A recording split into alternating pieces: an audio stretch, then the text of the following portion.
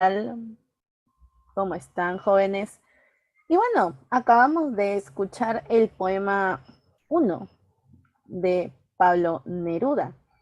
Este poema es bastante emblemático, ese poema que inicia los 20 poemas de amor de una canción desesperada. Yo sé que la gran mayoría de ustedes conoce el poema 20, que es el más tradicional, ¿no? También lo vamos a escuchar dentro de un momento, de hecho que sí.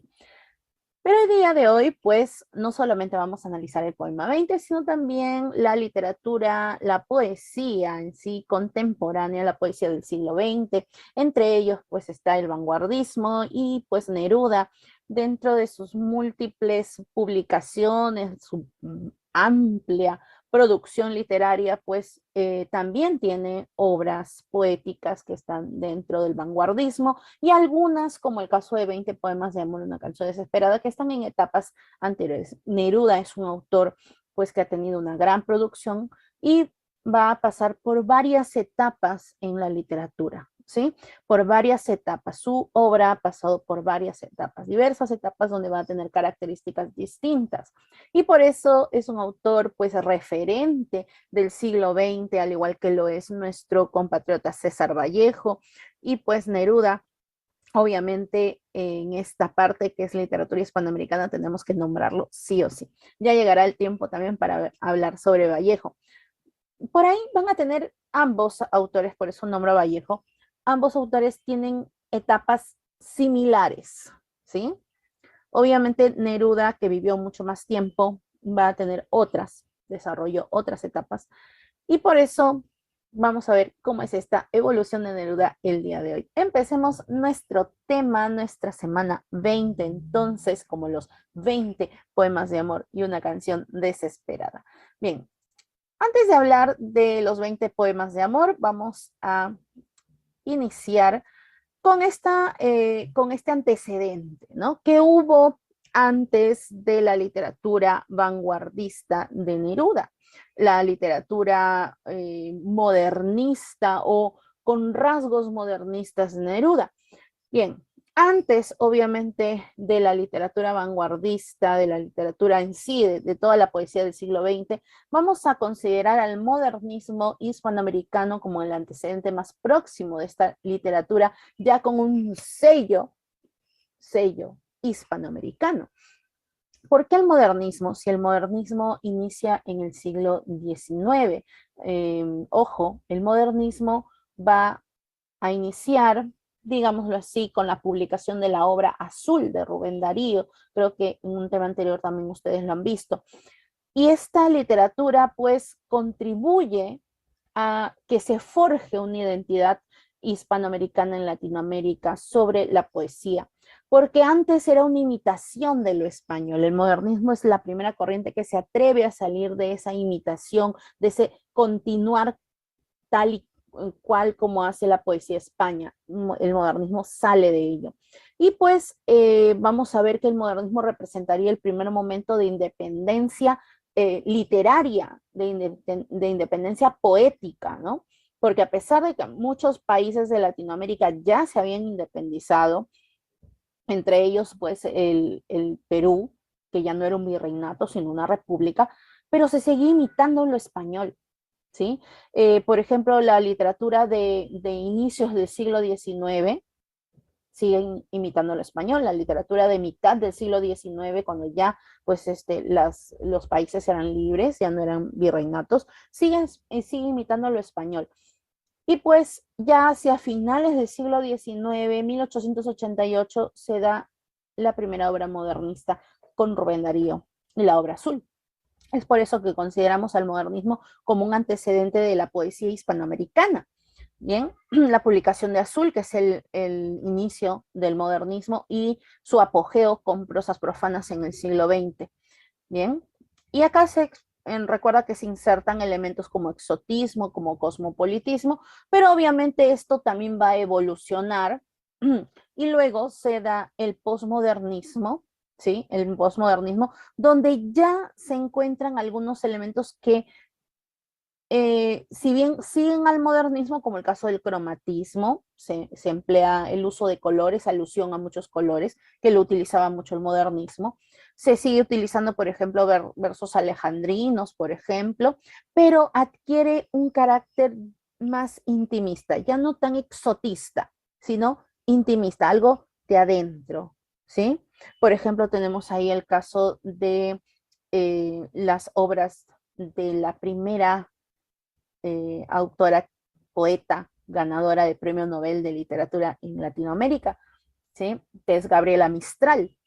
Por ejemplo, su obra Tala, ¿ya? Y también en el caso del Perú tenemos a José María Eguren, por ejemplo, en el posmodernismo, también a Abraham Valdelomar. Tú recordarás que él en la narrativa tiene pues el Caballero Carmelo como cuento, pero en la lírica, también Valdelomar, por ejemplo, tiene un poema que se llama Tristitia, ¿sí? Pero el más representativo en el Perú, en los poemas, sería José María Eguren, ¿bien?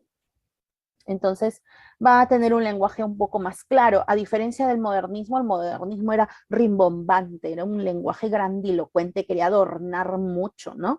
Quería adornar mucho con palabras que hacen alusión a las piedras preciosas, que hacen alusión pues a las telas hermosas como sedas, terciopelos, a las flores, a los aromas, ¿no? El caso del modernismo quiere un lenguaje más sencillo, pero a pesar de ser más sencillo de entender, también tiene pues también tiene, por ejemplo, esta cuestión más personal, ¿no? De hablar no solamente de elementos lejanos, sino de elementos más cercanos, ¿sí? Elementos más cercanos, más íntimos, por eso hablamos de este intimismo. Entonces, el modernismo, el posmodernismo son los antecedentes de la poesía que se va a desarrollar durante todo el siglo XX, que sería el vanguardismo, ¿bien?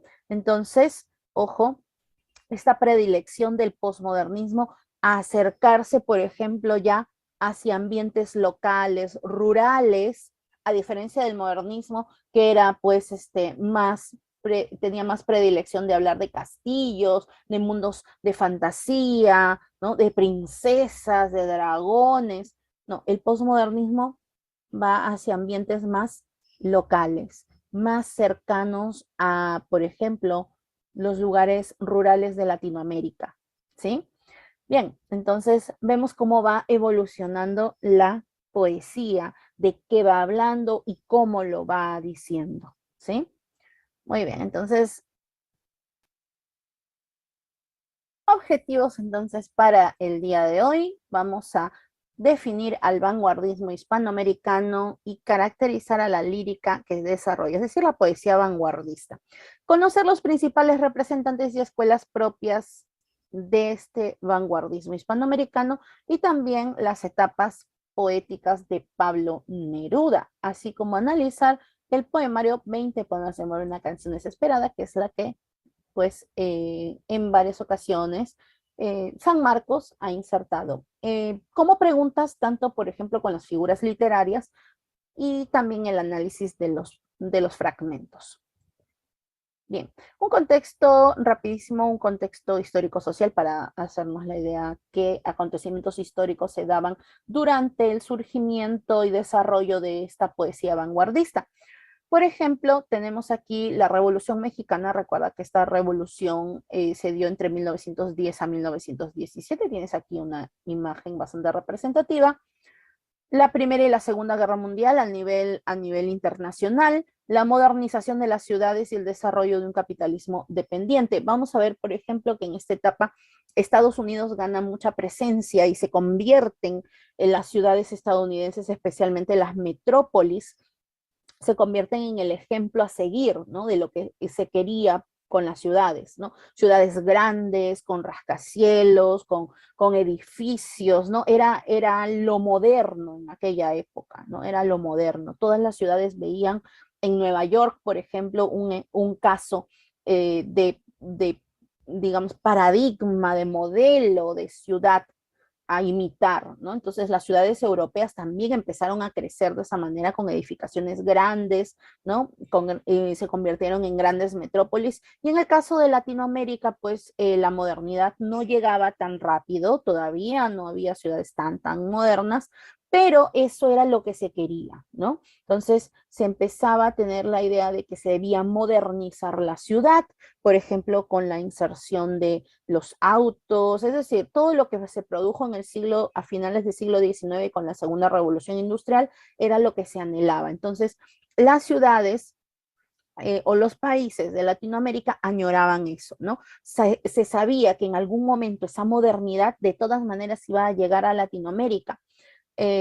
Por eso ese elemento es muy importante, porque los poetas tienen en consideración ello, ¿sí? Esa modernidad que se ve en Europa, que se veía en ese tiempo en Estados Unidos, era inevitable que llegara a Latinoamérica. Sin embargo, también esa modernidad, esa idea pues del tiempo es dinero, ¿no? Mientras más trabajas, más dinero produces, esa idea de alguna manera había generado problemas sociales también en los países europeos, ¿no? En la sociedad, en el ser humano. Y eso también lo sabían los poetas. Entonces se enfrentan a algo.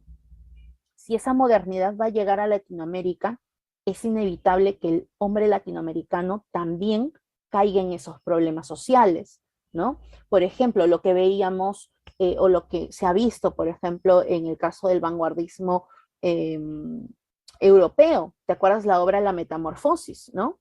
Gregorio de Samsa está en esa ciudad moderna, ¿no? Donde pues viajas en tren de un lado para otro, él se tenía que levantar súper temprano para subir al tren e ir, cruzar la ciudad e ir a su trabajo, donde se quedaba pues muchas horas, no tenía ni tiempo para almorzar, porque así lo dice Gregorio, ¿te acuerdas? Entonces, en ese tipo de ciudad moderna, ese tipo de ciudad moderna era la que iba a llegar a Latinoamérica. Entonces el poeta se empieza a preocupar.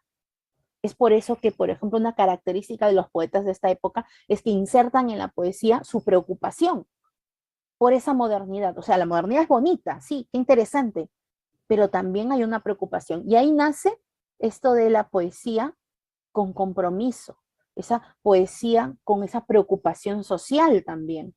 ¿Sí? Dentro del vanguardismo latinoamericano vamos a encontrar eso, ¿sí? Una preocupación por la sociedad que se vive, una preocupación por esa modernidad, ¿sí? Es hermosa esa modernidad, pero también preocupa también. ¿Por qué? Porque puede hacer a lo Gregorio Samsa, pues que el ser humano se deshumanice, ¿sí? Hay una preocupación y es inevitable que esa modernidad llegue. Por eso es que estos poetas van a insertar para que el ser humano, para que la sociedad no pierda su identidad, vamos a ver que van a insertar elementos de lo propio, elementos culturales de cada uno de sus países, de sus culturas, ¿sí? Eso también vamos a recordarlo dentro de un momento. Entonces, la modernización de las ciudades y el desarrollo de un capitalismo dependiente. ¿Por qué capitalismo dependiente? Porque recuerda que los países de Latinoamérica dependen mucho de la economía estadounidense, ¿sí? Vamos a ver pues esa característica que ya se daba desde inicios del siglo XX. Desarrollo de los medios de comunicación, por ejemplo, los periódicos, las revistas, los boletines. Algo muy importante que estos poetas recuerda que están en una época donde no hay YouTube, no hay TikTok, no hay streaming, ¿no? Entonces no puedes difundir tu obra así tan fácil, ¿no? No puedes, publico en mi Facebook, oh, mira, voy a presentar mi libro en tal lugar, ¿no? Vayan todos, ¿no? Les hago descuento. No, no existe eso. Entonces, ¿cómo es que vas a dar a conocer tu obra? A través, por ejemplo, de los medios que existían, las revistas. Muchos poetas se juntan, forman grupos, publican revistas, ¿sí? Por ejemplo, eso también va a ocurrir con el grupo Colónida aquí en Perú, con el grupo Orcopata también en Perú, en Puno. El grupo Colonia no era vanguardista, era postmodernista, eh, o modernista algunos. Pero vamos a ver que, por ejemplo, el grupo Orcopata sí era más vanguardista, ¿sí? Y nació en Puno este grupo y publicaba a través de boletines, una revista que se llamaba Boletín Titicaca. Entonces hay muchos grupos que empiezan a publicar incluso en otros países también, y esa es su forma de comunicarse. Incluso desde antes del vanguardismo ya se daba esto. La única manera de publicar, porque publicar un libro era muy caro, entonces se publicaba en estas revistas, ¿no? Se publicaba en estas revistas. Los mismos autores eh, se juntaban, plasmaban algunos poemas escritos con otras noticias que podían ser políticas algunas o internacionales y se publicaban. Bien, entonces vamos entonces a la poesía vanguardista de este siglo XX y vamos a ver, por ejemplo, que la vanguardia europea obviamente va a influenciar en los poetas, ¿ya? En los poetas de Latinoamérica, de Hispanoamérica, y asimilan esos aportes de la vanguardia, sin embargo, también lo van a reformular. ¿Qué quiere decir? Le van a poner su toque latinoamericano, ¿no? Le van a poner su toque hispanoamericano, latinoamericano, su toque de acá, ¿no? ¿Cómo es esto? Por ejemplo, crean otros sismos, ¿ya? ¿Te acuerdas de los sismos vanguardistas como el surrealismo, por ejemplo, el dadaísmo, el cubismo, ¿no? Estos poetas toman estas ideas y crean sus propios sismos como el ultraísmo, como el creacionismo, el negrismo, ¿sí? El estridentismo, entre otros. Entonces vamos a encontrar aquí, por ejemplo, que hay una creación, o sea, asimilan, pero no copian, no imitan, sino se basan en esto, pero crean lo suyo, ¿sí? Eso es bastante interesante, pues, para la poesía vanguardista. Algo importante también, entonces, sería, aparte de adoptar los sismos europeos y crear los suyos, se alejan del exotismo, ¿sí? Se alejan del exotismo, la musicalidad y el cromatismo de la poesía modernista, es decir, ya no van a tener referentes por ejemplo, en ambientes exóticos, ¿no? Como por ejemplo de la naturaleza rara, extraña, como lo veíamos de repente en José Santos Chocano, o en el mundo de princesas, castillos, carruajes, no. O, por ejemplo, mitología griega, ya no, ya no. Vamos a ver, por ejemplo, que tampoco emplean la musicalidad, tampoco alusión a colores, ¿sí? Entonces, como tienes el caso del exotismo, la musicalidad y el cromatismo, ojo, ya hay un alejamiento, ya no es como era la poesía modernista, por ejemplo, donde sí se utilizaban muchos colores, donde sí se utilizaba, por ejemplo, el ritmo, ¿no? La musicalidad de los poemas que terminaban con una rima, ¿no?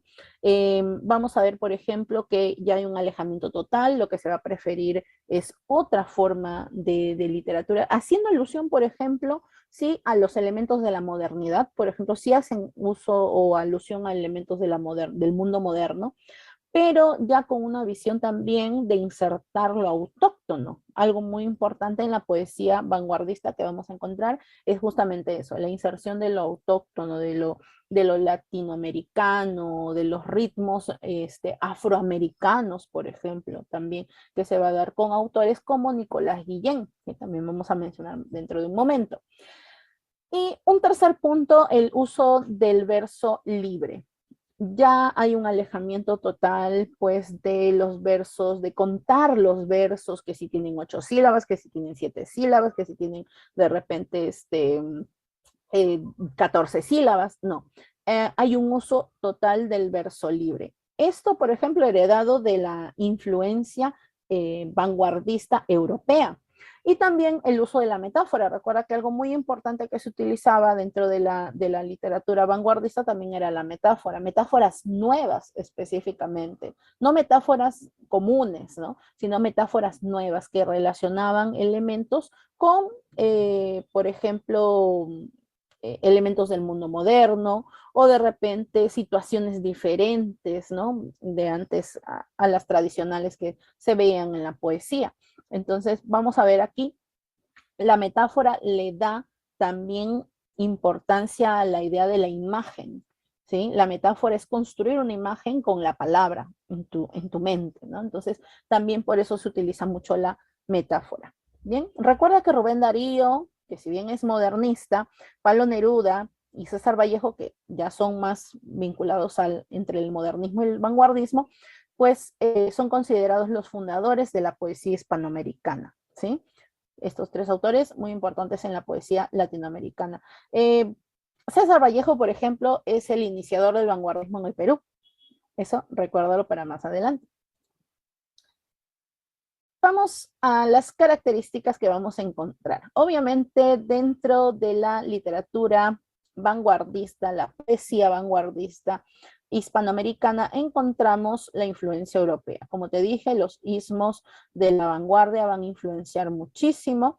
Y vamos a ver, por ejemplo, que el surrealismo es uno de los ismos más extendidos y es el que influenció mucho en la poesía de Hispanoamérica. Por ejemplo, tienes aquí el poema, es un poema de Pablo Neruda, ¿ya? El poema Walking Around, y tienes aquí, por ejemplo, no está en inglés, obvio, pero si bien no está en inglés, el título sí, ¿verdad?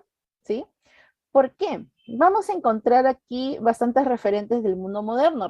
Como te había señalado hace un momento, eh, Estados Unidos era un referente, por ejemplo, de modernidad en aquella época, inicios del siglo XX.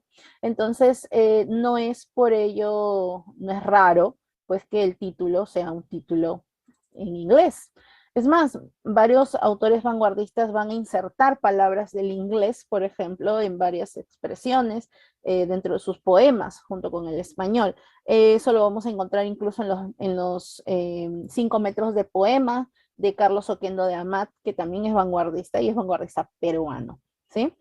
Bien, entonces encontramos aquí, por ejemplo, la influencia del vanguardismo eh, de otros lugares. Vamos a ver el uso de los cisnes también, de los cisnes, disculpa, de los símbolos, como el caso del cisne. Tú dirías, profesora, pero el cisne no es modernista. En este caso, mira cómo se describe este cisne, ¿no? El cisne de fieltro. El fieltro es este material, obviamente no es algo natural, ¿no? Es un material creado por la industria moderna, ¿no? Navegando en un agua de origen y ceniza. El cisne de fieltro navegando en un agua de origen y ceniza. Mira, agua de origen y ceniza es algo putrefacto, es algo feo, ¿no? Entonces, también bastante importante la idea de la sociedad, ¿no? Sucede que me canso de ser hombre, o sea, ser humano, ¿no? Sucede que entro en las sastrerías y en los cines, ¿ya?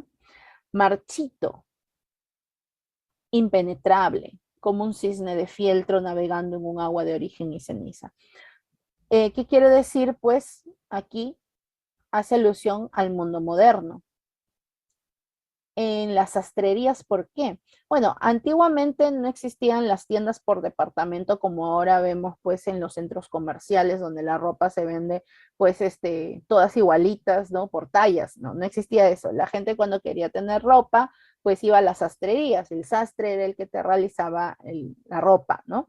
Hoy en día no hay mucho esa costumbre, excepto cuando te mandas a hacer de repente un traje muy formal, ¿no? Pero antiguamente era pues en las sastrerías. Y los cines, ¿por qué sastrería y cine? Tiene que ver pues con elementos de la modernidad, de la modernidad de esa época, ojo, de esa época. Eh, y vamos a ver, por ejemplo, entonces que hay como un malestar hacia esa sociedad, como estar yendo a un lugar, ¿no? Entra a las sastrerías, a los cines, ¿no? Impenetrable. Es como estar y no estar, como estar en estado automático, ¿no? En modo automático, ¿no? El olor de las peluquerías me hace llorar a gritos. Solo quiero un descanso de piedras o de lana. ¿Te das cuenta el contraste aquí? El olor de las peluquerías. Peluquería también, mundo moderno. Quiere estar en un descanso de piedra o de lana. Piedra y lana, la naturaleza, elementos de la naturaleza, asociados a la naturaleza, en contraste con este mundo moderno, pues falso, de fieltro, ¿no? De sus elementos plásticos. Solo quiero no ver establecimientos, ni jardines, ni mercaderías, ni anteojos, ni ascensores. Sucede que me canso de mis pies y mis uñas, y mi pelo y mi sombra. Sucede que me canso de ser hombre. Sin embargo, sería delicioso asustar a un notario con un lirio cortado o dar muerte a una monja con un golpe de oreja. Sería bello ir por las calles con un cuchillo verde y dando gritos hasta morir de frío. Cuchillo verde.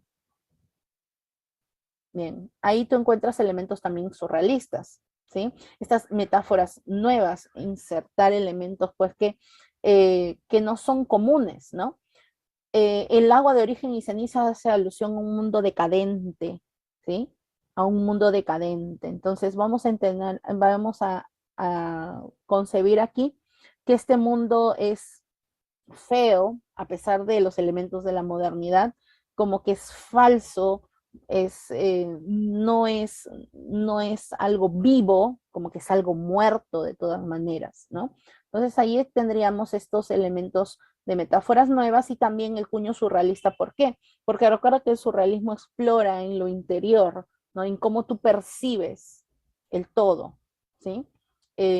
Por eso se habla de los elementos oníricos del inconsciente. Bien, el tono de denuncia, por ejemplo, en esta parte, ¿no? Por eso dice, sería delicioso asustar a un notario con un lirio. El lirio recuerda que es una planta, una flor, ¿ya? A ese contraste, ¿no? De los elementos dentro de la ciudad, citadinos, que puede ser pues un notario, dice una monja, la religión, las iglesias también que tienen que ver mucho con el ser humano, construcciones, ¿no? Ser humano.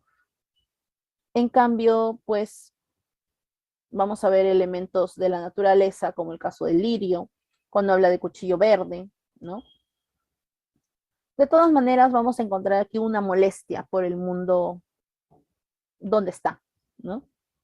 Dentro de lo que es residencia en la tierra, justamente se nota, ¿sí? Se evidencia estos elementos de contraste. Muy parecido, por ejemplo, a lo que sucede con Poeta en Nueva York, de Federico García Lorca, donde también encontrábamos, por ejemplo, elementos de la ciudad en contraste con elementos de la naturaleza, donde la naturaleza era libertad y donde la ciudad era pues un elemento decadente, de tristeza y opresión, ¿sí? Algo similar encontramos aquí en Pablo Neruda en Residencia en la Tierra. Bien. La obra, antes de pasar, la obra Libertad bajo palabra, que le pertenece a Octavio Paz, también muy importante para esta etapa. Octavio Paz, por ejemplo, muestra parte de lo que es el mundo también de la naturaleza como originario. Hay una revaloración, por ejemplo, de lo que es la cultura, de lo que es el ser humano desde adentro, de lo que quiere y es la idea de identidad, por ejemplo, también muy importante en el caso de Octavio Paz, que fue ganador de Premio Nobel de Literatura. Tanto Pablo Neruda como Octavio Paz, autor de Libertad bajo palabra, los dos fueron ganadores de Premio Nobel de Literatura. Octavio Paz en 1990 y Pablo Neruda en 1971. ¿Sí? Muy bien. Octavio Paz, mexicano, Pablo Neruda, chileno. Bien, ahora sí, vamos a la siguiente diapositiva. La idea de la experimentación y la innovación. Cuando hablamos de la experimentación y la innovación, estamos aquí frente a lo que es romper las reglas tradicionales. Experimentar era lo primordial, por ejemplo, para los vanguardistas europeos y también lo será para los vanguardistas latinoamericanos. Pero su experimentación obviamente será diferente que la de los europeos. Emplean, por ejemplo, el verso libre, obviamente. Sus necesidades expresivas no se adaptan a formas fijas. Vamos a ver que para esto el surrealismo nos ayuda mucho. ¿Por qué? Porque esa expresión se adecua a su mundo interior, ¿sí? El mundo interno. Aquí vamos a tener, por ejemplo, el caso del creacionismo, ¿sí? Es uno de los sismos que surge en el vanguardismo. Y pues Vicente Huidobro con su obra Altazor, o llamado El viaje en paracaídas, va a representar esta experimentación, esta innovación. Por ejemplo, este poema que se llama Triángulo Armónico y que tiene justamente esta forma, ¿no? La forma de triángulo. Entonces vamos a ver que a través de las palabras vamos creando imágenes. El caso del caligrama, por ejemplo, que ya en algún momento se había empleado para formar imágenes, figuras, en este caso otro tipo de figuras, ¿no? Y el creacionismo, por ejemplo, en el caso de Altazor, bastante interesante, porque él, Vicente Huidobro, empieza a cortarle al final de este poema, empieza a cortar las vocales, empieza a cortar las consonantes y el poema termina con varias vocales únicamente, como si poco a poco se fuese perdiendo los sonidos de las palabras. Bien, esa es su forma de innovación. Y César Vallejo también, por ejemplo, que tiene una innovación en cuanto a la forma como construye la oración. Mira aquí, ¿qué se llama cuanto erízanos? Se llama lo mismo que padece. Nombre, nombre, nombre. Mira, ¿qué se llama cuanto erízanos? Debería ser cuánto nos eriza, cuánto nos eriza. Pero ojo, está escrito de una manera distinta a cómo se debería escribir y también en un orden diferente, ¿sí? Junta palabras, lo mismo. Y surge aquí esta palabra, lo mismo, ¿no? Junto. Entonces, vamos a ver que es parte de esa innovación y la experimentación del vanguardismo. Rescate de lo americano. Vamos a ver, por ejemplo, que se insertan elementos autóctonos, como les había señalado hace un rato, los elementos autóctonos, por ejemplo, que le van a dar la identidad al latinoamericano para que no la pierda, a pesar de la llegada de la modernidad, obviamente los elementos autóctonos latinoamericanos van a estar presentes. Por ejemplo, vamos a ver el caso de Pablo Neruda con Canto General, donde hay una revaloración a la cultura latinoamericana, especialmente la del sur, y el caso, por ejemplo, de Nicolás Guillén con Songo Songo. Nicolás Guillén, por ejemplo, es representante de un istmo, del istmo llamado negrismo, ¿sí? Entonces, aparte de los problemas del mundo contemporáneo, entonces, ojo, dentro de los temas, el problema del mundo contemporáneo, también van a tomar interés de la identidad del continente. Como te había dicho, hay una preocupación por los problemas que se van a generar cuando la modernidad llegue a Latinoamérica y también pues la identidad con ello, ¿no? Muchos países de Latinoamérica habían logrado su independencia hacia inicios del siglo XIX y estamos a inicios del siglo XX, es decir, ha pasado 100 años. Recuerda que en 100 años, ¿sí?, la identidad de un país, de una nación que tuvo pues 300 años de invasión, 300 años de virreinato, pues no se iba a construir solo en 100 años, ¿verdad? ¿Sí? Si fueron 300 de ocupación española, ¿no? De una identidad más vinculado a lo español, ¿no? Entonces, para construir la identidad del latinoamericano ha pasado poco tiempo y ahora viene esta modernidad que deshumaniza y también hace que pierdas tu identidad.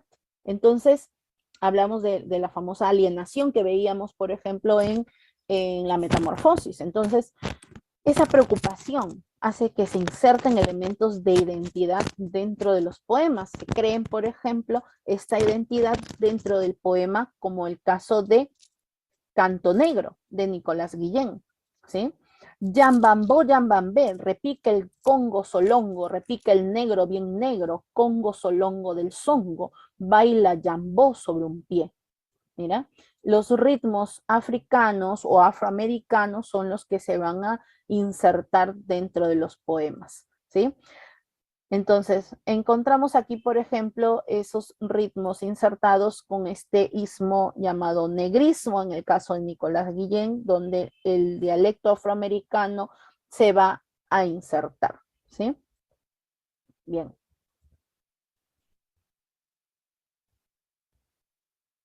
Tono de denuncia. Obviamente, por los problemas del mundo moderno, aunados a los problemas sociales de Latinoamérica, vamos a ver poetas bastante comprometidos con su realidad, con la realidad latinoamericana. Por eso vamos a ver que algunos poetas van a denunciar las dictaduras, la cosificación de la mujer también, o la pobreza que va, que justamente se va a evidenciar en la población, en las poblaciones que los mismos poetas pueden apreciar, ¿sí? Entonces, tenemos, por ejemplo, el caso de España, aparta de este cáliz, de César Vallejo, donde, por ejemplo, la guerra, ¿no? Las dictaduras generan pobreza, y eso es parte de los temas que desarrolla Vallejo y que ya también lo vamos a ver cuando lleguemos a ese tema de vanguardismo peruano y cuando hablemos específicamente de Vallejo. Por ejemplo, el famoso poema Masa, que habla de la solidaridad, ¿no? Cómo se vence incluso la muerte, ¿no?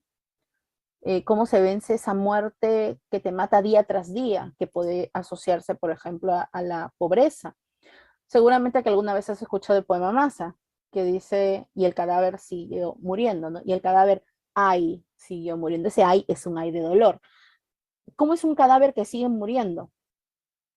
Es una muerte muy lenta, en una agonía lenta, ¿no? Y justamente la pobreza se asocia a esa idea de la agonía, de la muerte lenta. Por eso en su poema, Massa Vallejo dice que cuando todos los hombres de la tierra se interesan por ese que se está muriendo o por ese cadáver, ahí recién se levanta y echa a andar ese cadáver que se estaba muriendo. Entonces, la idea de la solidaridad como aquel elemento que puede solucionar los grandes problemas del mundo. Y también tenemos, por ejemplo, este poema llamado Oración por Marilyn Monroe, que le pertenece a Ernesto Cardenal. Este poema tiene una denuncia, obviamente tú te das cuenta aquí, creo que la mayoría de ustedes ha escuchado hablar de esta persona, ¿verdad? De Marilyn Monroe. Que fue una actriz muy conocida en los años 50, ¿verdad? 40, 50, 50, en los años 50. Fue una sex symbol, ¿no? Una actriz muy asediada, muy guapa, muy hermosa, que desplegaba todo un glamour, ¿verdad? ¿Sí? Hasta hoy en día muchos la toman como un ícono, ¿no? Un ícono, por ejemplo, de la moda, de la época de los años 50. Pero ¿qué hay detrás de Marilyn Monroe? ¿Qué hay detrás, por ejemplo, de la persona, ¿no? De la persona Marilyn Monroe. A eso va el poema. Por eso leemos, mira, dice, Señor, recibe esta muchachita, bueno, esta muchacha conocida en toda la tierra con el nombre de Marilyn Monroe, aunque ese no era su verdadero nombre, pero tú conoces su verdadero nombre, el de la huerfanita violada a los 9 años y la empleadita de tienda que a los 16 se había querido matar y que ahora se presenta ante ti sin ningún maquillaje, sin su agente de prensa, sin fotógrafos y sin firmar autógrafos, sola como un astronauta frente a la noche espacial. ¿Te das cuenta que está mostrando a la persona, ¿no? Eh, pero vamos aquí que este poema en sí es una oración, ¿sí? En sí es una petición por ella. ¿Por qué?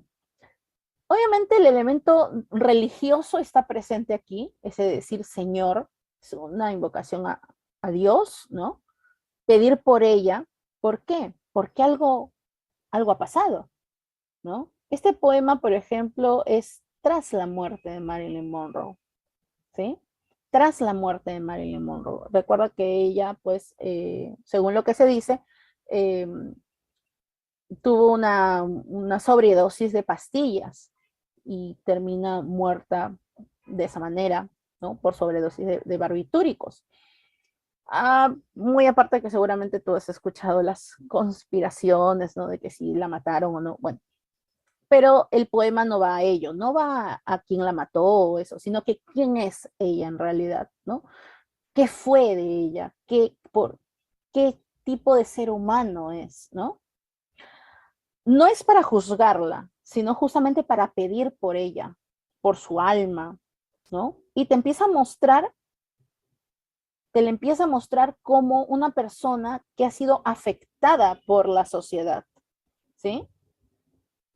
Marilyn Monroe no era su verdadero nombre, o sea, como a ella la llamaban todos los días, no era su nombre, ella se llamaba de otra forma, se llamaba Norma Jane, ¿verdad? Ella, afectada por la sociedad, esa sociedad donde hubo alguien que la violó a los 9 años, ¿no? Que ella era una empleada de tienda, una persona como común, corriente, con cualquier persona, y a los 16 se había querido matar.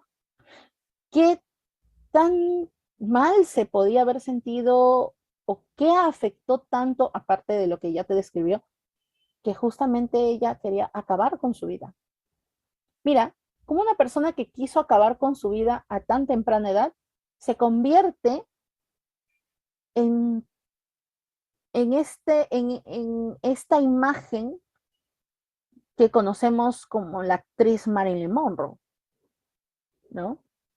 Ahora se presenta ante ti, obviamente está conversando con quién, con Dios, ¿no?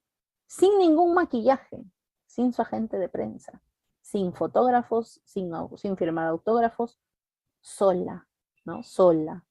Bien, ella soñó con la niña que estaba desnuda en una iglesia, según cuenta el Times, ante una multitud postrada con las cabezas en el suelo. Tenía que caminar en puntillas para no pisar las cabezas. Tú conoces nuestros sueños mejor que los psiquiatras. Está dándole un sentido psicológico a ello, ¿no? Iglesia, casa, cueva son la seguridad del seno materno, pero también algo más que eso.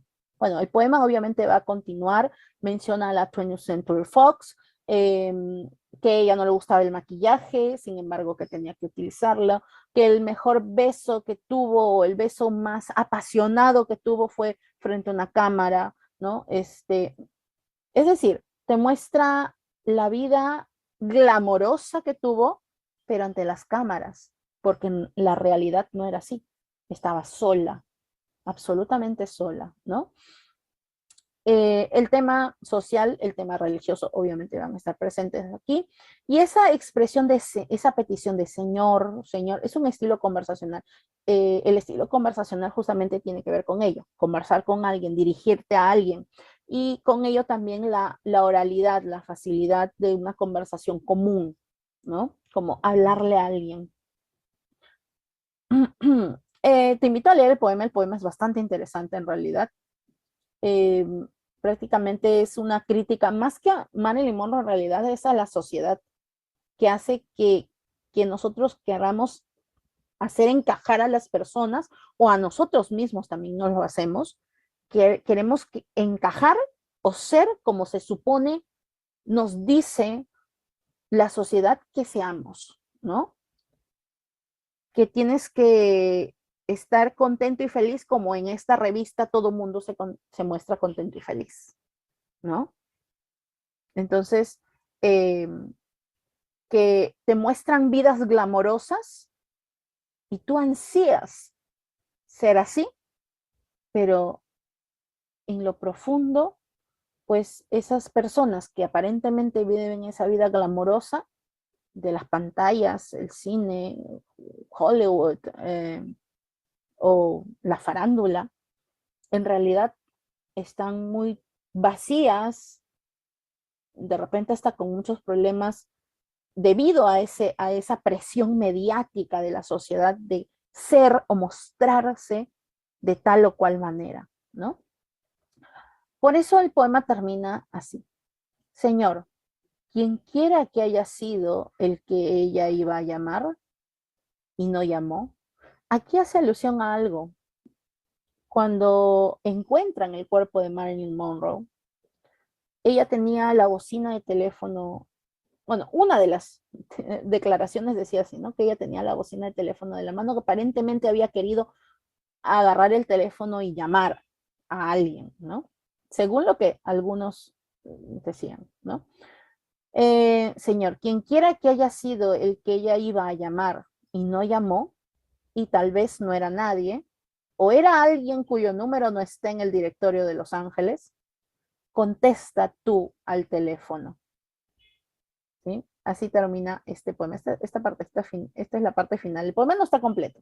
Como te digo, te invito a leer el poema, es bastante interesante para ver esta cuestión del tono de denuncia, la crítica a la sociedad. Bien, representantes entonces de este vanguardismo, a Vicente Huidobro con el creacionismo, uno de los ismos de la vanguardia, otro ismo, el negrismo, que ya también te había señalado, con Nicolás Guillén, su obra Motivos del Son, Ernesto Cardenal, que acabamos de verlo, pues con la poesía conversacional, muy representativa de él, pero no es el único que utiliza la poesía conversacional. Déjame decirte que César Vallejo también la va a emplear. Octavio Paz, que tiene pues más elementos surrealistas, y su obra Libertad bajo palabra, uno de los poemas más conocidos de Octavio Paz. Es el poema Piedra de Sol, ¿sí? Es un poema bastante largo y tiene muchos elementos interesantes. Te invito a leer también ese poema. Bien, vayamos a Pablo Neruda. Pablo Neruda, por fin Pablo Neruda, vamos a hablar de él. Como te dije, fue Premio Nobel de Literatura en 1971. Es el tercer latinoamericano que obtuvo este premio. Hasta ahora vamos a ver que en el siglo XX fueron dos chilenos que obtuvieron el premio Nobel, Gabriela Mistral, Pablo Neruda, un guatemalteco, Miguel Ángel Asturias, un colombiano, Gabriel García Márquez en 1982 y Octavio Paz en 1990, en el siglo XX. Ya en el siglo XXI, pues Mario Vargas Llosa en el 2010.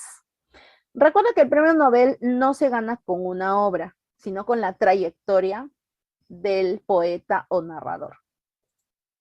Bien, características de la obra de Pablo Neruda. Vamos a ver que en sus inicios recibe mucha influencia del romanticismo y eso lo va a volcar también en 20 poemas de amor, que es uno de sus primeros poemarios. Es el poemario con el cual Neruda, pues aparentemente lo hizo cuando él tenía 21 años aproximadamente. Y también recibe influencia del modernismo. Por eso esos dos elementos los vamos a encontrar muy presentes en los 20 poemas de amor y su obra Crepusculario. Hay mucha influencia del surrealismo y del existencialismo también, sobre todo en su poemario Residencia en la Tierra.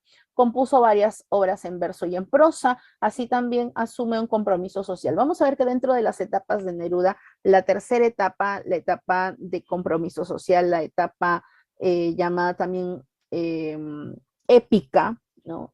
Y también la etapa residenciaria, tiene mucho compromiso con la sociedad, especialmente en la crítica y la revaloración de la cultura. Utiliza muchas metáforas y símiles para crear descripciones detalladas. Cuando hablamos de descripciones detalladas, por ejemplo, que tienen que ver con la emoción del poeta, ¿sí? Que tienen que ver con la emoción. Emocionales sobre las personas, las cosas, la naturaleza. Esta idea de la naturaleza y las personas, especialmente la amada, en el caso de 20 poemas de amor y una canción desesperada, va a estar muy presente. Recuerda, la amada, la naturaleza. La amada, naturaleza. ¿Sí? La amada tiene muchos elementos, muchas descripciones corporales parecidas a la naturaleza. Y también hace uso de la personificación que va a aumentar los efectos y la universalidad de su poesía, porque Neruda daba vida, emoción y aliento a todas las cosas del mundo. Tiene poemas dedicados incluso a los vegetales, a los alimentos, en una etapa de las odas elementales específicamente, es una de sus últimas etapas. Bien, periodos y obras, el periodo de iniciación, el periodo de donde está Residencia en la Tierra, que sería el periodo vanguardista, el de plenitud épica y el periodo de poeta profesional. Esos cuatro podríamos destacar de Neruda. Mira todas las etapas que ha tenido él. En la etapa de iniciación justamente hay una tendencia más modernista, ¿sí? Asimila de manera mesurada elementos vanguardistas, es decir, no muy notorio, ¿ya? Esta etapa es donde están 20 poemas de amor, una canción desesperada. Es una Neruda de 21 años. El periodo residenciario, o digamos así, la etapa residenciaria, justamente el nombre es debido al poemario Residencia en la Tierra, que es el más representativo. Hay una influencia del vanguardismo, especialmente del surrealismo y del existencialismo. En la etapa de plenitud épica, donde vamos a ver una influencia marxista en Neruda, y también se da un tono épico dentro de lo que es la revaloración de las culturas americanas. Como te dije, en canto general vamos a encontrar una revaloración de la cultura, especialmente la del sur. Un poema, justamente fue pregunta de examen de admisión de San Marcos hace varios años, un poema que está dentro de canto general donde se habla de la cultura del sur, ¿sí? Es justamente el poema llamado Alturas del Machu Picchu. La pregunta de San Marcos era, ¿en qué obra estaba justamente Alturas del Machu Picchu? La respuesta es canto general, ¿sí? Alturas del Machu Picchu. Obviamente por el título te das cuenta vinculada a la cultura del sur, ¿sí o no? La cultura andina, la revaloración de ello, ¿bien? Y tienes ahí canto general. Y el periodo de poeta profesional, tienes aquí pues donde el poeta va a convivir con la naturaleza y escribe sobre los más diversos temas. Como te dije aquí, por ejemplo, elementos como alimentos, eh, todo lo que lo rodea puede ser convertido en poema. ¿Bien? Vamos a los 20 poemas de amor, una canción desesperada. Aquí vamos a tener pues que este poemario tiene la idea de la complementariedad. Es decir, el poeta y su amada forman un todo armónico, ¿sí? Se complementan. Y lo vamos a notar en los poemas. Es más, el poema 1 que hace un rato seguramente recuerdas haber escuchado, ¿ya? Hay una parte donde dice, para sobrevivirme te forjé como un arma, como una piedra en mi onda, como una flecha en mi arco. Flecha, arco, complementos para hacer un arma. Piedra, onda, para convertirse en un arma, pues la piedra y la onda deben estar juntas, ¿no? Entonces ahí tenemos la idea de la complementariedad del poeta y su amada. Vamos a ver también, por ejemplo, donde hay que en este poemario se propone que el cuerpo es un espacio que permite restablecer vínculos. Por ejemplo, la mujer es la representación de la naturaleza, su cuerpo es la naturaleza. Y el varón, digámoslo así, el amado, por decirlo de alguna manera, ya se vincula con la naturaleza a través de ella. Ella es el puente, el nexo, ¿sí? Es la naturaleza misma. Entonces, ¿cómo el amado se vincula con la naturaleza? A través de ella, ¿sí? A través de ella porque ella es la naturaleza. Bien, entonces es un elemento mediador. Todo ello se mezcla con un tono nostálgico. ¿Por qué nostálgico?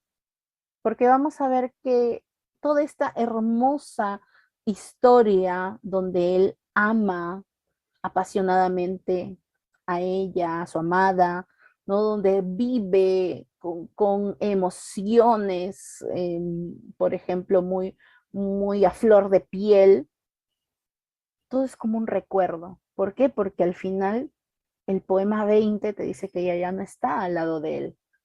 Sí, ese poema 20 que yo sé que lo conoces, yo sé que conoces ese poema 20, ese poema que dice pues que puedes escribir los versos más tristes esta noche. Puedo escribir los versos más tristes esta noche. Escribir, por ejemplo, La noche está estrellada y tiritan azules los astros a lo lejos. Ya, ahí nomás, ahí nomás. No te pongas más triste, no te pongas triste. Entonces, ya sabes, ese poema, por ejemplo, el poema 20 ya te dice que ella no está. Ella no está. Es por eso que todo el poemario tiene ese tono nostálgico, ¿sí? Ya. Neruda, entonces, si queremos saber un poco de lo que Neruda también aporta sobre su obra, Neruda decía, los 20 poemas son un libro doloroso y pastoril que contiene mis más atormentadas pasiones adolescentes mezcladas con la naturaleza arrolladora del sur de mi patria. Es un libro de amor porque a pesar de su aguda melancolía, está presente en él el goce del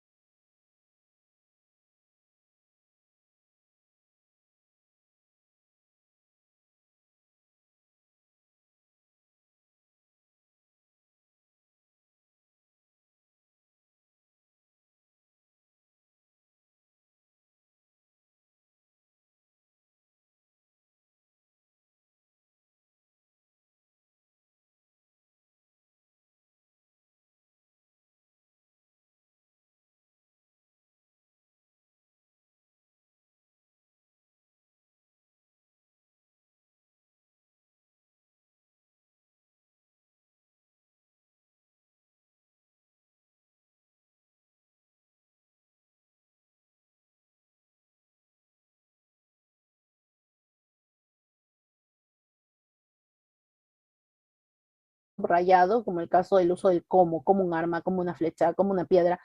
¿Te acuerdas de eso? El símil, ¿verdad? El símil, muy bien. La idea de piel, de musgo, las rosas del pubis, aquí está el elemento que obviamente hace alusión a lo sexual también, ¿no? Muy bien, esta es la parte del planteamiento, ¿no? La admiración a la amada, por ejemplo, ¿no? Ahora, desde el poema 3 hasta el poema 19, recuerda que le vamos a llamar nudo, aquí un poco retrocedemos para ver por qué el uno y el 2 es planteamiento, porque hay referencias, ¿sí?, al amor que recién se ha descubierto. Como te dije, la admiración al cuerpo de la amada, ¿no? Referencias a una desagradable época anterior, pero que ahora, pues, ella es como una posibilidad de salir de ese túnel oscuro donde él estaba, ¿sí? Ella es la mujer salvadora. Ojo, esa idea, la mujer salvadora, ¿sí? A partir del poema 3 ya vemos la parte de nudo, donde vamos a ver pues que por momentos hay como un derroche de gozo, de placer, ¿no? Júbilo, alegría de tener a la amada cerca, pero a la vez también hay algunos momentos tristes, melancólicos, referencias también al distanciamiento, o sea, es ese proceso en el que ya está teniendo la relación amorosa con ella, donde hay momentos buenos y hay momentos malos, ¿no? Momentos buenos donde se quieren, donde se aman, ¿no? Y hay momentos malos donde pues de repente se han peleado, donde ella no le habla, donde ella lo ignora, ¿no? Entonces, aquí, por ejemplo, el tema de la incomunicación que está presente en el poema 15. Y justamente desde el poema 15 es que se ve ya ese momento que se acerca, que es la ruptura final, ¿no? La ruptura. Entonces, es un proceso la relación amorosa, ¿no? Conocer, admirar, empezar a tener experiencias, vivencias buenas y malas, y ya después el final que sería pues el desenlace, que es amargo, ¿no? Y es el poema 20 y la canción desesperada donde se habla de esos momentos ya de lejanía, ¿no? El final de la relación amorosa y de nuevo la noche y de nuevo el naufragio. Él, el poeta, se siente así, ¿no? La voz del poema se dice eso. Emerge tu recuerdo de la noche en que estoy. Otra vez está en la noche, ¿no? El río anuda al mar. Cuando dice la noche en que estoy, no se refiere a que es de noche, sino que él se siente en oscuridad, ¿sí? El río anuda al mar su lamento obstinado, abandonado como los muelles en el alba. Es la hora de partir, oh abandonado. Sobre mi corazón llueven frías corolas, oh sentina de escombros, feroz cueva de náufragos. Y en ti se acumulan las guerras y los vuelos, de ti alzaron las alas los pájaros del canto. Todo te lo tragaste como la lejanía, como el mar, como el tiempo, todo en ti fue naufragio. Naufragar, estar a la deriva. Bien, veamos entonces el análisis por aquí. Tema fundamental que vamos a ver en 20 poemas de amor en una canción desesperada. El amor se asocia a la lejanía y al fracaso de la comunicación. Todo ello vinculado al mundo de la naturaleza. La naturaleza, ¿por qué? Porque ella es la naturaleza. Bien, otros temas que encontramos, obviamente la melancolía, la mujer como imagen de la naturaleza, el paisaje asociado al amor, la plenitud de la contemplación del ser amado. Complementariedad amorosa, complementariedad de los dos, ¿no? Los dos se complementan, son uno solo. Género lírico, la estructura 21 poemas, son 20 poemas y la canción desesperada, un poema más. El estilo utiliza un verso libre, aunque también vamos a ver que por ahí inserta algunos versos alejandrinos, es decir, versos de 14 sílabas. Predominio de la metáfora, del símil y la antítesis. ¿Qué es la metáfora? Relacionar imágenes, ¿no? Vincular imágenes. Símil, con el uso de la palabra como. Comparación con la palabra como, utilizando la palabra como. Y la antítesis, la oposición de términos, oposición de ideas. Por ejemplo, la famosa es tan corto el amor y es tan largo el olvido. Eso es una antítesis, ¿sí? Seguramente que alguna vez has escuchado esa frase. Es tan corto el amor y es tan largo el olvido. Bien. Y si no la has escuchado, bueno, anótala. Hay elementos neorrománticos. ¿Qué son neorrománticos? Neo, nuevo, nuevo. Es como un romanticismo nuevo, ¿no? Elementos de lo romántico, pero ahora en el siglo XX, porque tú sabes que el romanticismo se desarrolló en el siglo XVIII, XIX, pero Neruda está en el siglo XX, entonces ya no es un romántico. Por eso, tener elementos, insertar elementos de los poemas románticos en el siglo XX, pues lo hace un neorromántico, ¿sí? La naturaleza se revela fielmente, en la naturaleza se va a revelar fielmente el estado de ánimo del poeta, de la voz poética, ¿no? Por ejemplo, él dice, en la noche en que estoy. ¿Por qué en la noche que estoy? Porque se siente en la oscuridad. Él siente que está en oscuridad sin ella. Ella era su luz. Él otra vez, como ella ya se fue, él está en oscuridad, ¿sí? Entonces ese es el estado de ánimo. ¿Te acuerdas en Werther? ¿Te acuerdas de las cuitas del joven Werther que sí es del romanticismo? ¿Sí? Él, por ejemplo, reflejaba mucho su estado de ánimo en la obra, a pesar de que era narrativa. Werther, por ejemplo, mostraba mucho su estado de ánimo con la naturaleza. Cuando él estaba triste, llorando, llovía. Cuando él se sorprendía de algo, caía un trueno. Entonces, cuando Carlota, por ejemplo, le dice, eh, soy novia de Alberto, ¿no? Y suena un trueno. Entonces, vamos a ver que el estado de ánimo en la naturaleza era algo muy común en las obras románticas. Y vamos a ver que Neruda también lo emplea, por eso es un neorromántico, ¿ya? Su estado de ánimo se refleja en la naturaleza. Musicalidad también. Recuerda que hay algunos elementos, obviamente, del modernismo, por eso 20 poemas de amor y una canción desesperada es desde la etapa modernista de Neruda. Y predomina el tono elegíaco. Elegíaco es el tono de pérdida del ser amado. Bueno, pérdida de alguien a quien quieres, ¿no? Puede ser un padre, puede ser un familiar o la amada, en este caso. Ella ya no está, ¿no? Por eso dice, puedo escribir los versos más tristes esta noche. Bien, nostalgia. Bien, aquí está el poema 1, que también lo hemos escuchado hace un momento.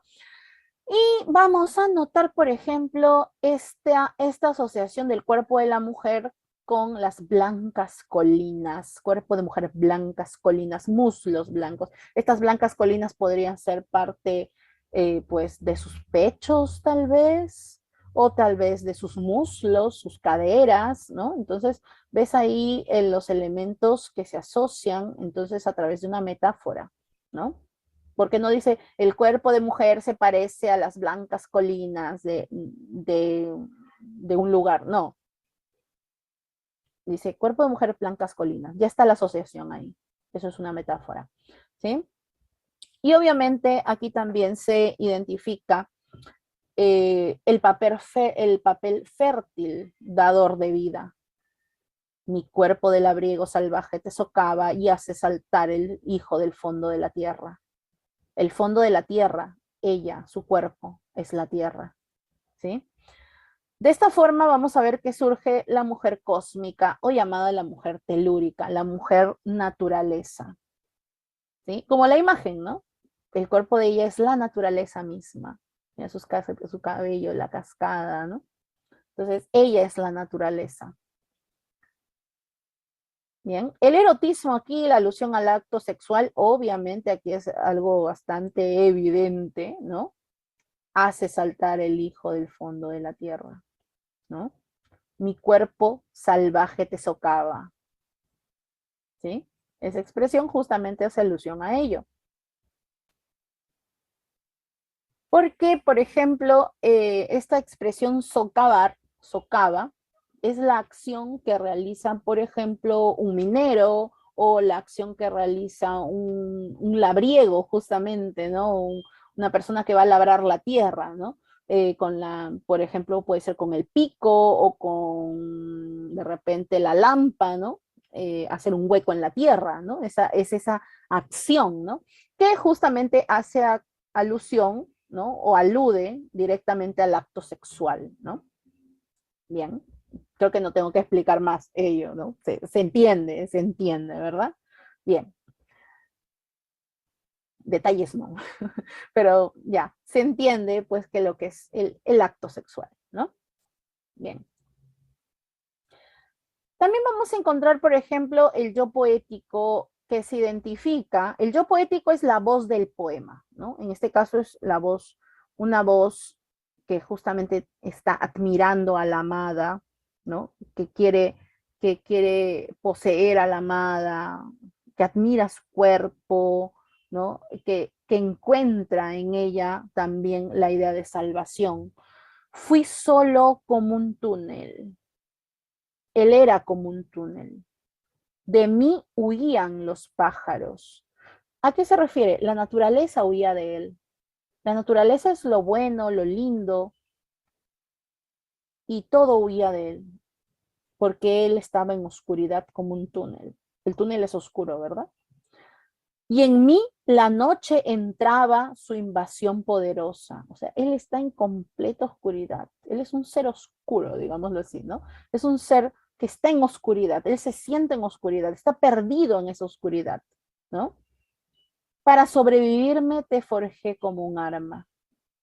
Sobrevivirme, para sobrevivir a mí mismo, para sobrevivir a esa oscuridad que yo tenía por dentro, dice el poeta. En este caso, la voz del poema, ¿no? A la voz del poema siempre le vamos a llamar yo poético, ¿sí? A la voz del poema siempre le vamos a decir yo poético. No vamos a decir Neruda dijo, no, Neruda no dice. Aquí es la voz del poema, ¿sí? Bien, entonces ella se convierte en el arma, ella la flecha en el arco, la piedra en la onda. Ella y él forman un arma, uno solo, y así él puede sobrevivir a este mundo, a cualquier tristeza, a cualquier oscuridad. Bien. La amada entonces es utilizada para sobrellevar, por ejemplo, esa oscuridad que puede ser asociada a la angustia. Bien. Vamos ahora al poema 15, que es otro poema emblemático. Este poema 15 seguramente que alguna vez lo has escuchado, ¿no?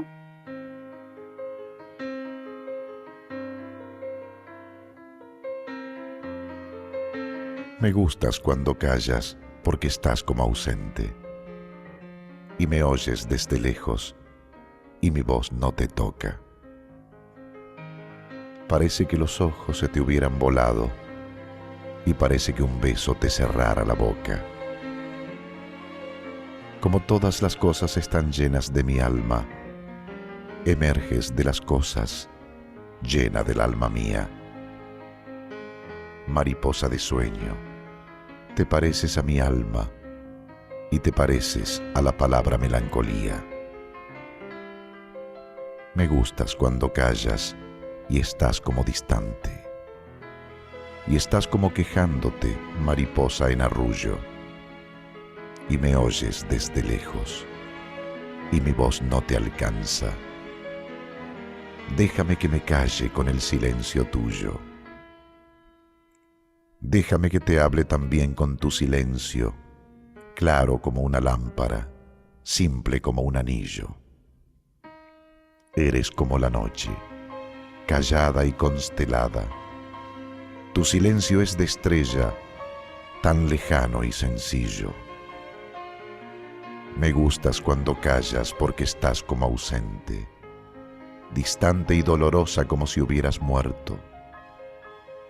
Una palabra entonces, una sonrisa bastan, y estoy alegre, alegre de que no sea cierto.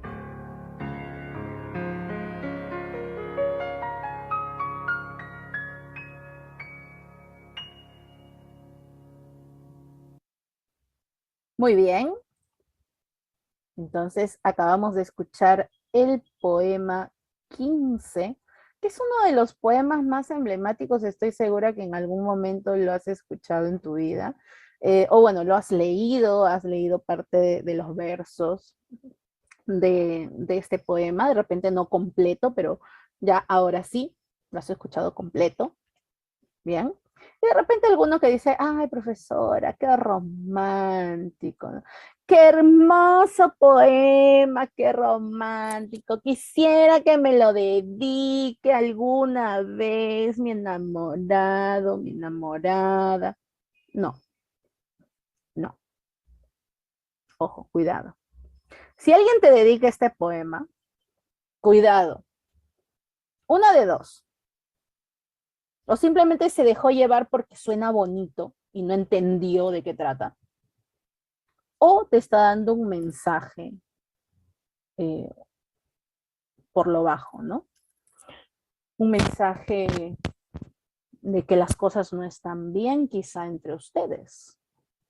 ¿Por qué? Porque este poema tiene como tema principal la incomunicación. O sea, es el paso previo a todo se acabó, ¿sí? Al alejamiento, al break, ¿no?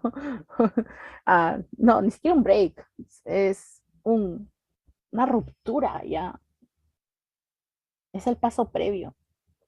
Me gustas cuando callas porque estás como ausente. No está ausente, sí está presente, pero parece que no estuviese. Me oyes desde lejos, o sea, él sabe que ella lo escucha y mi voz no te toca. ¿Qué quiere decir? Que ella hace como que si no lo escuchó.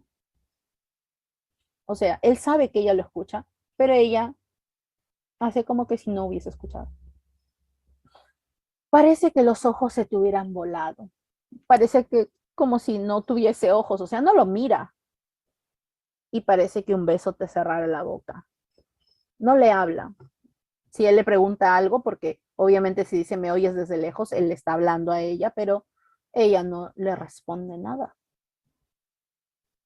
¿Bien? Algo debe haber pasado, ¿sí o no? ¿No? La típica de, hola, ¿qué tal? ¿Y cómo estás?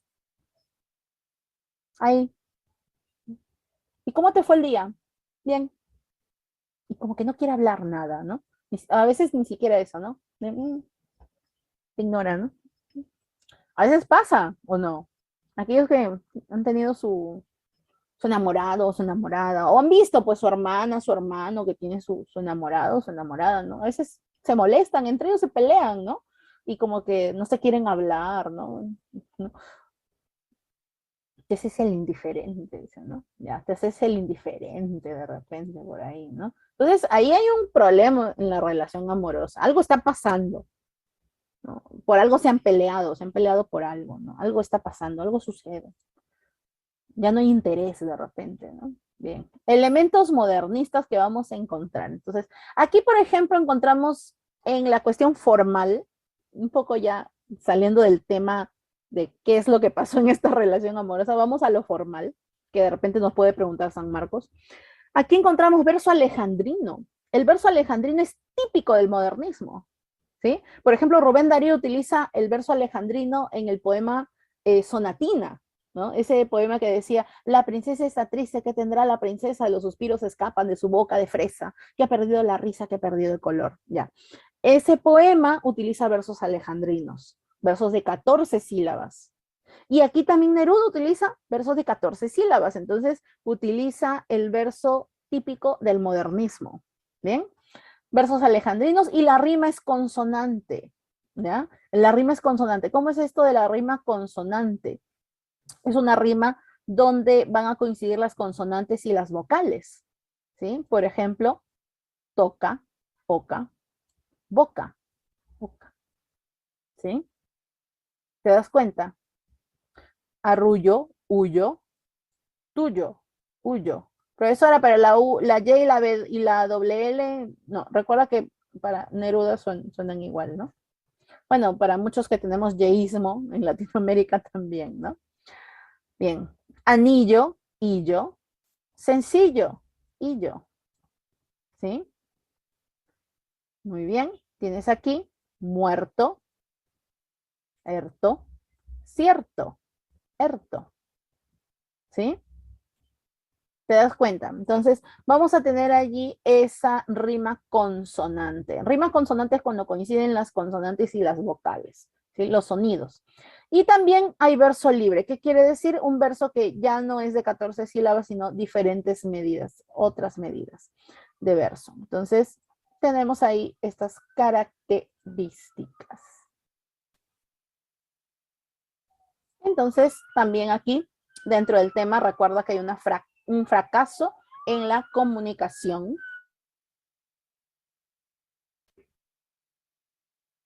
El fracaso de la comunicación porque ella está como distante, ¿sí?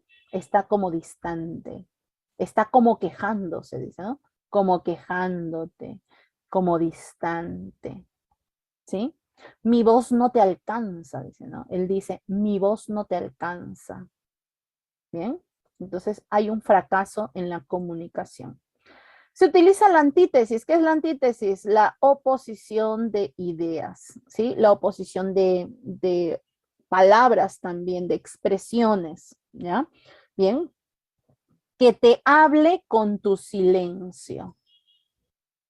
Te hablo con un silencio. ¿Te das cuenta? Hablar y silencio como que es, obviamente esas dos ideas son opuestas, ¿no? Ahí está la oposición, que es la antítesis. Muy bien, también tenemos aquí el empleo abundante, abundante del símil. Como distante, como quejándote, claro como una lámpara, simple como un anillo, eres como la noche. Esto es símil, definitivamente, ¿sí? Es símil. que es la comparación a través de la palabra como o la palabra cual. Y también tenemos aquí al final del poema, que hay una esperanza, ¿no? Porque él dice, me gustas cuando callas porque estás como ausente, distante y dolorosa, como si hubieras muerto. Mira, incluso tan distante como si ella ya no estuviese allí, como si ya hubiera muerto. Imagínate la angustia, ¿no? Él siente como que si él ya se hubiera muerto. Pero de pronto ella habla una palabra entonces, o de repente por ahí sonríe, ¿no? Una sonrisa.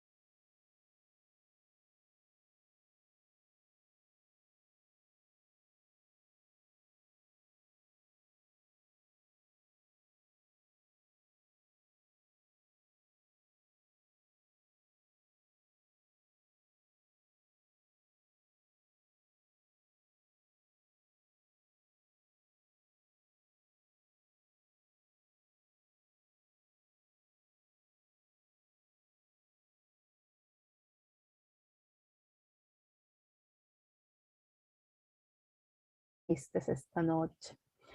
Hay algunos algunos audios donde el mismo Neruda recita su poema 20. Claro que lo hace de una manera diferente, ¿ah? Él lo hace con más pausa y musicalidad. Le dice, puedo escribir los versos más tristes esta noche. Él lo recita así, más pausado. Bueno, vamos a encontrar algunas características aquí bastante notorias. El elemento neorromántico otra vez presente. La idea de la emoción, el sentimiento, cómo se siente la voz del poema a través de la naturaleza, ¿no? Porque él está en la palabra noche, por ejemplo. La palabra noche en los primeros versos se repite mucho. Puedo escribir los versos más tristes esta noche. Escribir, por ejemplo, la noche está estrellada y tiritan azules los astros a lo lejos. Puedo escribir los versos más tristes esta noche. ¿Ves? Noche, noche, noche. Él se siente en oscuridad. Otra vez. ¿Y dónde está la luz? La luz era ella, ¿verdad? ¿Y dónde está la luz? Estos astros, las estrellas de la noche, están a lo lejos. La noche está estrellada y tiritan azules los astros a lo lejos. ¿Dónde está la luz? Muy lejos, así como ella, ya está lejos. Por eso después en el poema él dice, de otro, será de otro, como antes de mis besos, ¿no? Su cuerpo claro, sus ojos infinitos. Entonces, ya no está ella. Bien, y por eso está a lo lejos la luz. Puedo escribir los versos más tristes esta noche, pensar que no la tengo, sentir que la he perdido. Él la ha perdido. Rompimiento de la relación amorosa. Bien. Contraste entre el objetivo y lo subjetivo. ¿Ya? Lo objetivo, la noche tiene los mismos árboles. O sea, el ambiente de su alrededor es igual, es el mismo. Pero lo subjetivo que es, que él ya no se siente igual. ¿Sí? Ya no se siente igual. Por ejemplo, el lugar que antes lo llenaba de alegría, imaginemos que tú tienes una pareja, ¿no? Y siempre de repente iban a conversar a un lugar específico, digamos un parque, ¿no? Y pues después ya la relación amorosa ya termina y cuando tú pasas por ese parque, te acuerdas, ¿no? De repente cuando tú conversabas con esta persona, había niños alrededor jugando, ¿no? Toda alegría. Y ahora tú pasas por ese parque, otra vez hay niños jugando, ¿no? Toda esa alegría, pero tú ya no te sientes igual. Tú ya no sientes lo mismo, porque ya no estás con esa persona, estás con ese sufrimiento, ese dolor amoroso, digámoslo así, ¿no? Ya, aquellos que no han tenido, dicen, profesora, pero se supera, ¿no? Next, ¿no? Pero digamos que hay un momento de repente, si tú quisiste mucho a esa persona, sí te puede afectar en algún momento, ¿no? Obviamente que todo eso después, el tiempo lo cura, como se dice, el tiempo lo cura todo. Confía, confía. Estás sufriendo ahorita, no hay problema, ya pasará, no te preocupes, llegarán de repente mejores momentos, siempre ocurre, pero digamos que ese es el sentimiento que quiere mostrar la voz poética, ¿no? La voz poética, el yo poético quiere decir eso, ¿no? Todo es igual a mi alrededor, pero yo no. Yo ya no soy el mismo, ya no soy la misma, ¿no? Entonces, nosotros los de ese entonces, nosotros ahora ya no somos los mismos. Bien. Y también aquí esta antítesis, ¿no? Ya no la quiero, pero tal vez sí la quiero. No sabes exactamente, ¿no? Ya no la quiero, pero tal vez la quiero.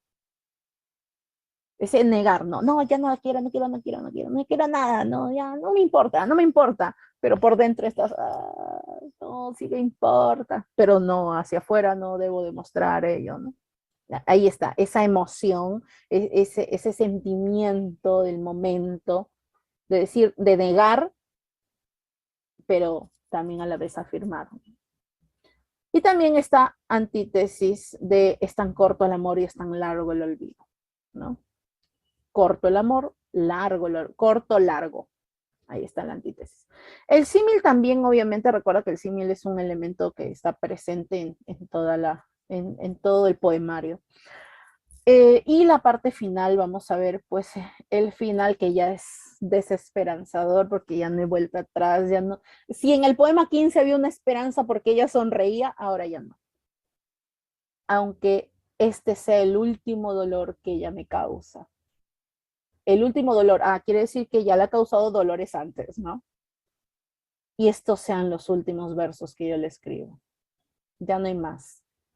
Ya no le voy a escribir porque ya no está ella y ya no va a estar, ¿no? Y es lo último que le escribo. Bien, ese es el poema 20. Bien, por último, la canción desesperada para terminar. La canción desesperada es como una nostalgia, ¿sí? Está asociada al recuerdo. Emerge tu recuerdo de la noche en que estoy. El río anuda al mar su lamento obstinado. Abandonado como los muelles en el alba. Es la hora de partir, oh abandonado. Bien. El empleo de la metáfora. Y vamos a contrastar, pues, el contraste, mejor dicho, entre los que se amaban, ¿no? Era la negra, negra soledad de las islas, y allí, mujer de amor, me acogieron tus brazos. ¿Sí? Mira, ella es otra vez la imagen, ¿no? De la mujer salvadora. Lo acogieron sus brazos. Era la sed y el hambre, y tú fuiste la fruta. Aquí encontramos incluso la complementariedad que también veíamos en el poema 1, ¿sí? La sed y el hambre, ella la fruta, ¿sí? Era el duelo y las ruinas, y tú fuiste el milagro. Otra vez está presente la idea también de la complementariedad, de la salvación, la idea de la mujer salvadora, y la mujer dadora de vida, obviamente, ¿no? Vamos a encontrar también, por ejemplo, la metáfora, ¿no? Tú fuiste la fruta, eso es una metáfora. Tú fuiste la fruta, ella es fruta, es metáfora, ¿sí? Bien, el poeta o la voz poética se relaciona con la muerte y la angustia. Él está en angustia constante, solo él está en angustia, ¿sí? Por eso él dice que él era el duelo y las ruinas, ¿sí? Bien, también, por ejemplo, esta expresión de erotismo, de acercamiento a la amada, por eso dice, oh la boca mordida, o los besados miembros, o los hambrientos dientes, o los cuerpos trenzados. Obviamente haciendo alusión pues al abrazo, al acercamiento corporal, al entrelazarse en el acto amoroso, ¿no? Y también pues obviamente el final de la relación, cuando dice, más allá de todo, más allá de todo, es la hora de partir o abandonado. Está abandonado por ella, ¿no? Bien, ahí está la canción Desesperada. Bien, chicos, muchas gracias por su atención y vamos a pasar a la práctica dirigida ahora.